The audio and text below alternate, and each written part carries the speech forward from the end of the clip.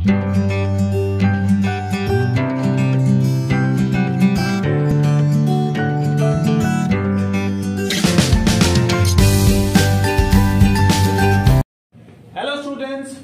Again. आज हम आपके साथ बात करेंगे क्लास 11th के chapter number 7 that is permutation and combinations के बारे में। पिछले वीडियो में हमने आपके साथ एक खास बात की थी कि 0 फैक्टोरियल 1 क्या होता है, तो पहले वो प्रूव करते हुए फिर हम आज परम्यूटेशंस के बारे में बात करेंगे। तो पहले हमने कल आपको फॉर्मूला NPR का लिखवाया। What was that? That was n factorial divided by n minus r factorial। इसका मतलब क्या है कि अगर आपके पास n डिफरेंट थिंग्स हैं और उसमें से r चीजों को लेकर के आपने अरेंजमेंट करना है तो उसका फॉर्मूला क्या हो जाता है।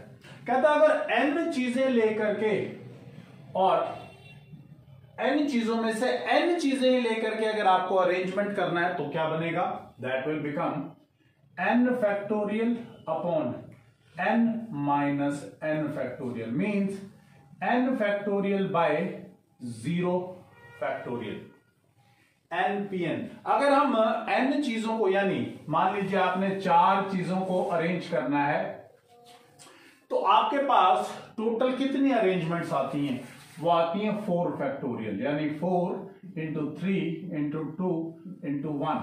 तो इसका मतलब ये NPN किसके इक्वल है, n फैक्टोरियल के। और n फैक्टोरियल किसके इक्वल है, n factorial by 0 factorial. So if I compare n factorial is equal to n factorial by 0 factorial, so it implies 0 factorial किसके बराबर आएगा, 1 के। तो एक तो ये डिस्कस करना था हमें कि 0 फैक्टोरियल 1 कैसे आता है। दूसरा, अगर ये हमने कंसेप्ट डिस्कस कर लिया था कि अगर आपके पास n डिफरेंट ऑब्जेक्ट्स है और रिपीटिशन अलाउड ना हो then the formula is NPR, या इसको हम और कैसे लिख सकते हैं, P n comma r। So this is the arrangements. जब चीजों को अरेंज किया जाता है तो मैं इस कंसेप्ट से रिलेटेड कुछ एग्जांपल्स आपके साथ शेयर कर रहा हूं। So now let's take examples. Okay, example लेते हैं। In how many ways 3 mathematics book, 4 history books, 3 chemistry books and 2 biology books can be arranged on a shelf so that all books of the same subject are together। So, permutation और combination के questions के अंदर सबसे important चीज क्या है, to understand the statement। If you are very much clear about the statement, इस question में गलती होने के chances minimize हो जाते हैं। लेकिन अगर इसकी स्टेटमेंट में आपको समझने में थोड़ी सी भी प्रॉब्लम हो गई तो क्वेश्चन आप ठीक ढंग से नहीं निकाल पाएंगे। You will not be able to understand which formula, which concept to be used. So ध्यान से देखिए, उसने कहा है हमारे पास 3 मैथमेटिक्स बुक्स हैं, 4 हिस्ट्री बुक्स हैं, 3 केमिस्ट्री बुक्स हैं और 2 बायोलॉजी की बुक्स हैं। Can be arrange on a self, shelf के ऊपर अरेंज करना है, सेम सब्जेक्ट की बुक इकट्ठी होनी चाहिए। तो अब मेरे लिए एक सेट तो ये हो गया, सेट नंबर 2 ये हो गया, सेट नंबर 3 ये हो गया, क्योंकि इन एक्चुअल मुझे इनको इकट्ठे रखना है। तो मैंने क्या किया, इन तीनों मैथमेटिक्स बुक्स के ऊपर एक रस्सी लगा ली, तो एक सेट हो गया, एक सेट ये हो गया, एक सेट ये हो गया और एक सेट नंबर 4। यानी इन एक्चुअल मुझे सबसे पहले क्या अरेंजमेंट करना है, इन 4 सेट्स को अरेंज करना है शेल्फ के ऊपर। So arrangement of 4 sets of books, that will be 4p4 ways, means 4 factorial means 4 into 3 into 2 into 1, that is 24 ways। अब ये हो गए 24 वेज में अरेंज। अब बात आती है कि ये मैथमेटिक्स बुक्स हैं, इकट्ठी तो रखनी है, बट इनको भी तो आपस में हम अरेंज कर सकते हैं। तो 3 मैथमेटिक्स बुक्स कितने तरीके से, 3 mathematics books can be arrange. अब अच्छे से आपको मालूम है कितने तरीके से, यानी 3 फैक्टोरियल वेज, 6 वेज से। ऐसे ही 4 हिस्ट्री बुक्स, ये कैसे अरेंज करेंगे हम, 4 फैक्टोरियल मींस 24 वेज। क्लियर है। 3 chemistry books,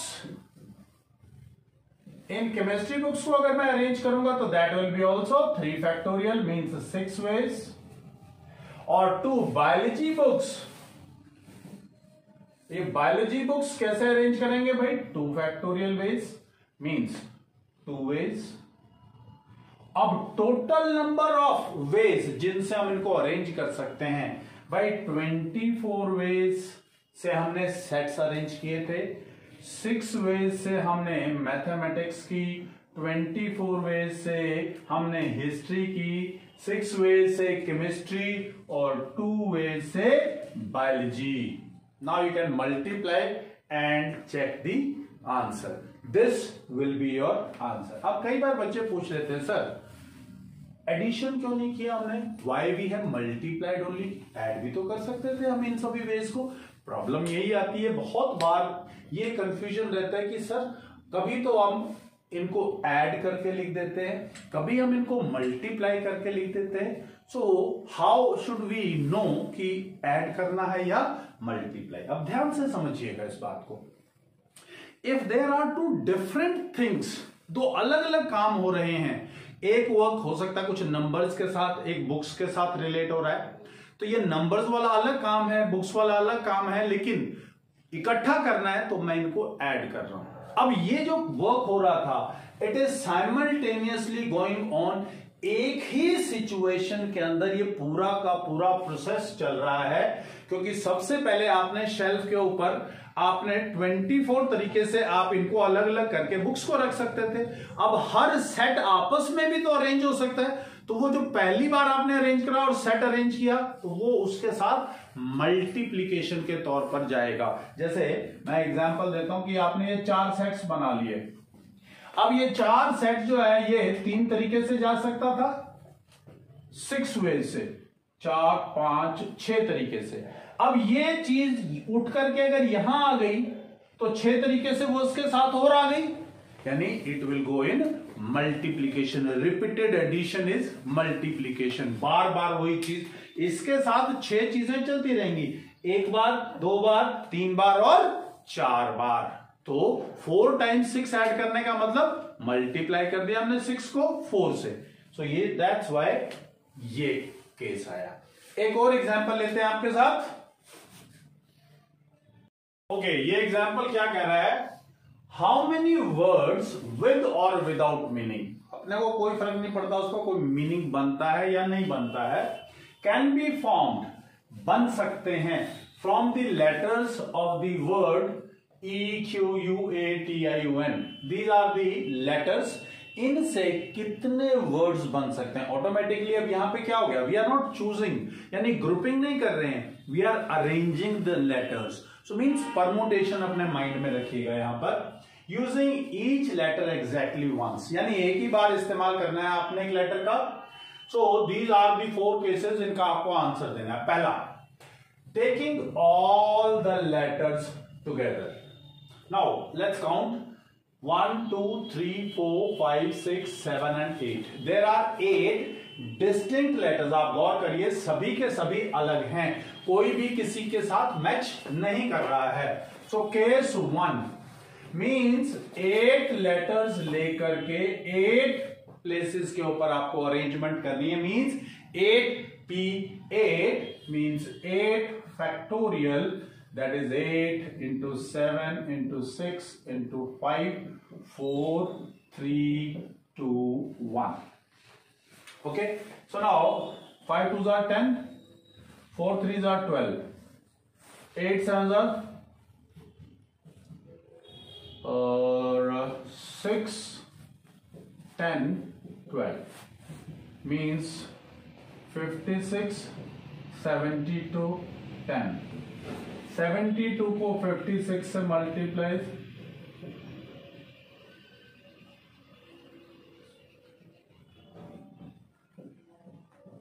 the answer is 40320.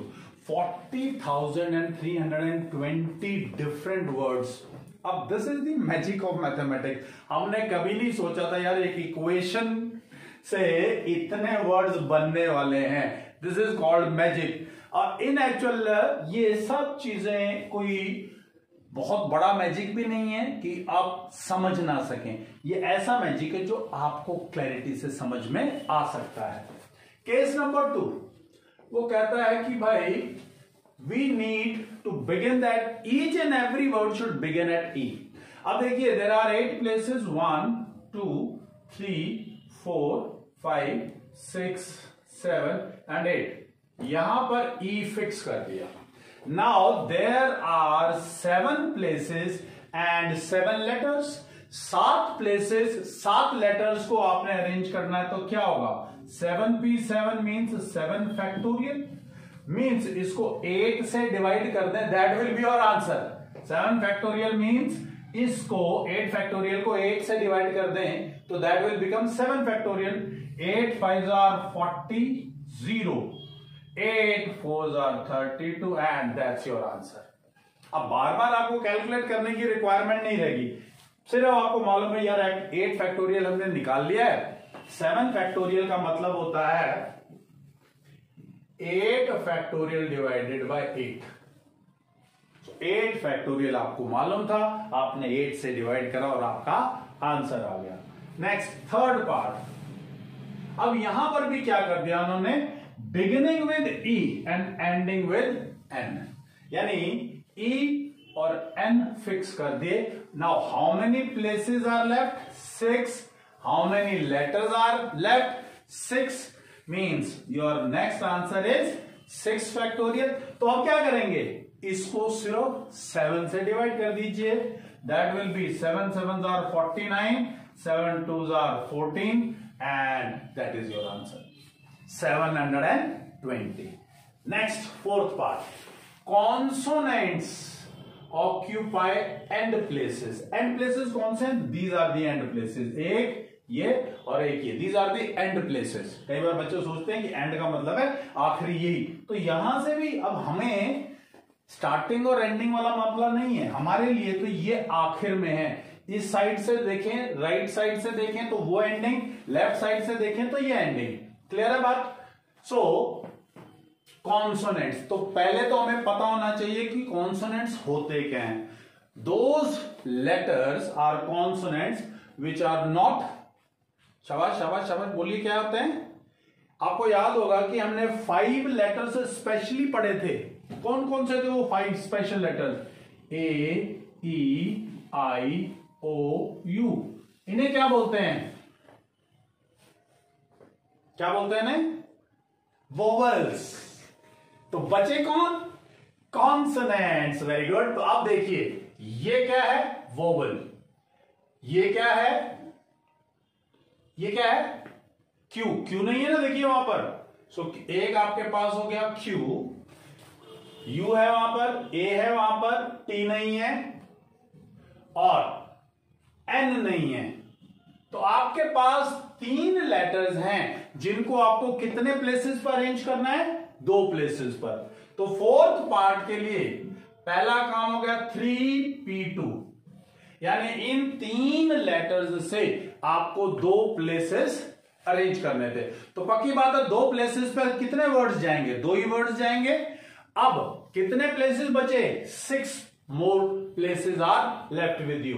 अब 6 प्लेसेस यानी 6 फैक्टोरियल. तो 3p2 means 3 factorial by 1 factorial into 6 factorial. 6 factorial is 720 and 3 factorial is 6.